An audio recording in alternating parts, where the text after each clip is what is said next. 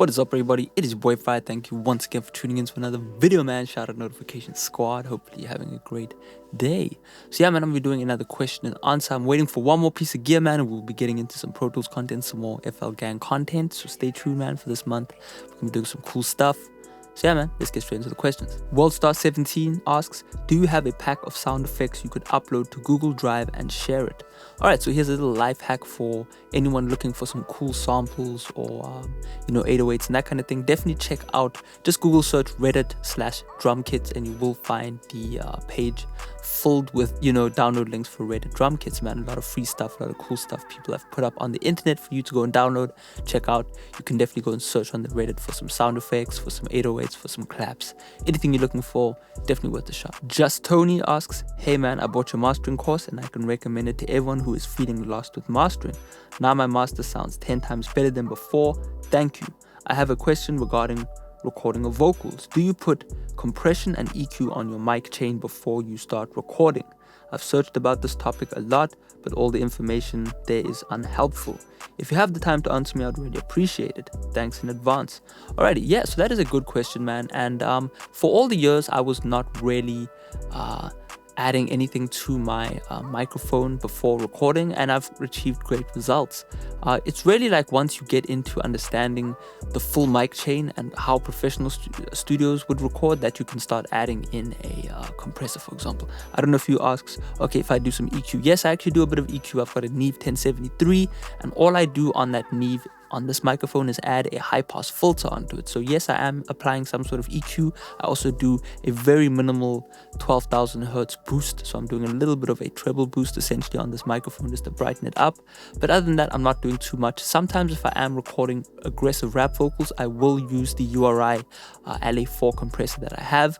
Now it does have a certain sound to it, so it's not going to work on every record. But as a good recording engineer, you start learning when to use these things that you have and when not to.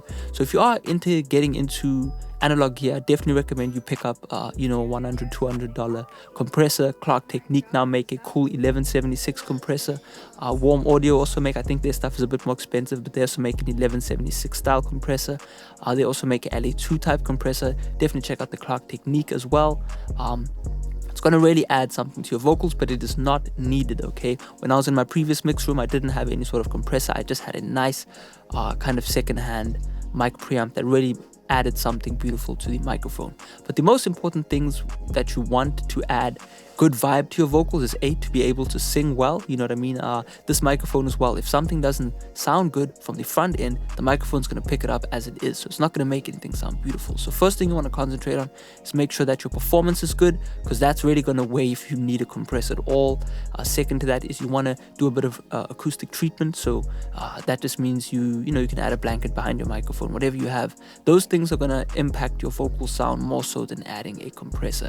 Hopefully that makes sense. So, is it needed? No. What does a compressor do for a vocal? It'll do a bit of dynamic processing on your vocal to kind of squish it in so everything sounds consistent. But these days, man, what you have in the computer is so powerful that all you need is a great mic preamp or just the stock one from your audio interface, and then you can manipulate it within your DAW. So hopefully that adds some information to your question. Shout out to you, man. Phobia says, yo, Farai, I noticed how you're able to view multiple plugins at once. How do I do that? Alright, so this is for the FL Studio users. So in settings, you're going to go into your general settings, I think, within the settings tab in FL Studio, and you want to go and find the miscellaneous tab and then click on the detach all plugins option. So what that's going to do is, I know FL Studio by default, when you open one plugin and then open another one, it'll switch them out, right? So that means you can't have two plugins open at once. It's just like Pro Tools, but you are able to just go and detach all plugins. So yeah, that answers your question, man. Smokey from the South asks, hey Fry, I was wondering at what level exactly should the vocals be in your final mix, like -6 dB or below? Please help. Alright, so I did answer him, but I will answer it for everyone. When it comes to balancing vocals, there is going to be no exact level that your vocals should be at, all right, because every single mix is going to be different, all right. So that's how you should really be looking at mixing, is like everything is going to be different and things are going to vary. Okay, now what are they going to vary on? So what I look at when we mixing rap vocals is that how dense is the beat that we mixing our rap vocals to, all right, because that's really going to depend how loud you need to get. Okay, if the mix is full, you're really going to have to crank up those vocals so that they can kind of fit in a space.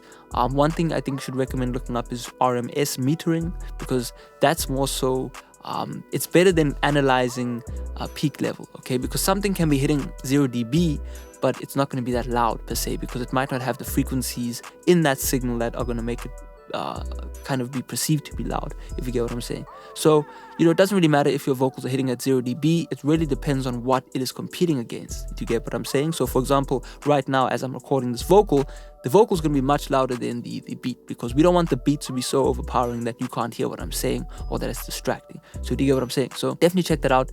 The more trebly a vocal is, the louder you can get it per se.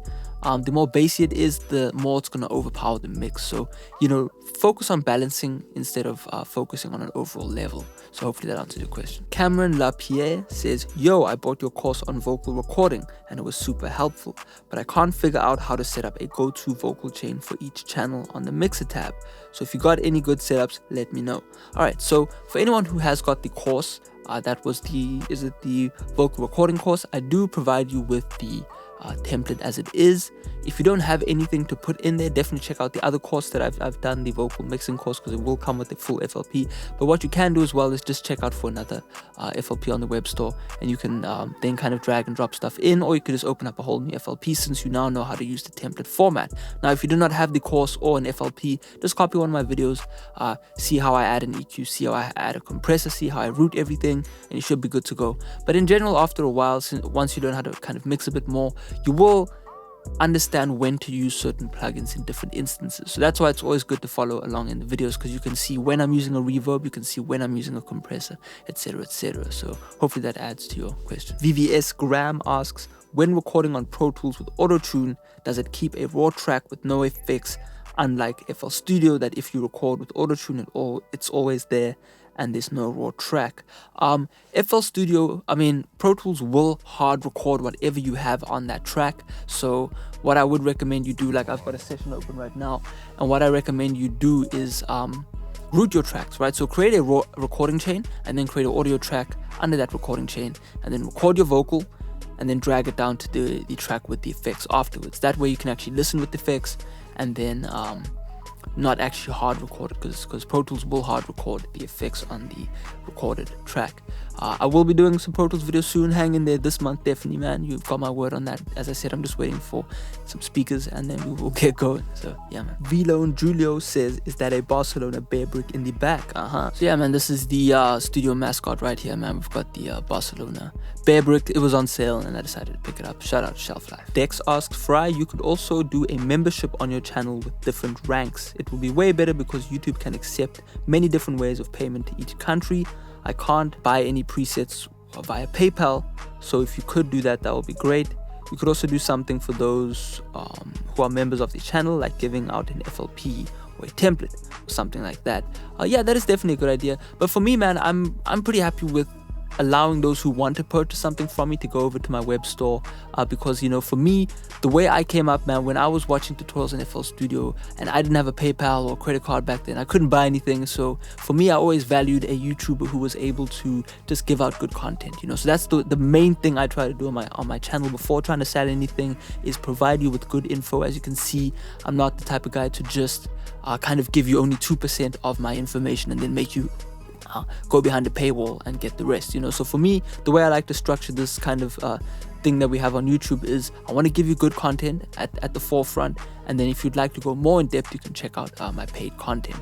But yeah, write in the comments for anyone who would like to be part of a membership or something. I wouldn't charge it a lot, like I don't need the cash, but it would be pretty cool to see people with a few badges here and there. So I could even set it to $1 or something a month if you would like to have, like similar to what Twitch has. You've kind of got your little membership icon, which could be cool. I think that it adds some cool color to the comment section, and I would give out maybe like a template or something for those types of members. So if you are into that, definitely comment below. Personally, I don't need the cash. I like the community as it is. I'm happy for people to come stop by when they feel needed and walk away with good info, you know what I mean? So that's my most important thing. But yeah, comment below if you would like some sort of membership option and we'll work it out. Let's get it. Pokraz says, I would really like an in-depth tutorial on how to tone a better vocal with SSL. Nice videos always. Yes, SSL, man, definitely. I will do this. I can see how many likes this got. 8 like. So there is definitely, it seems like, a need for a video on SSL plugins. Absolute fan of SSL.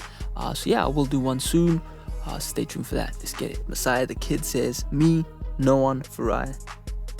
Yeah, that's true, man. I love those 3 emojis. Definitely my favorite in terms of color schemes and that kind of thing. But yeah, man, thanks everyone for the comments.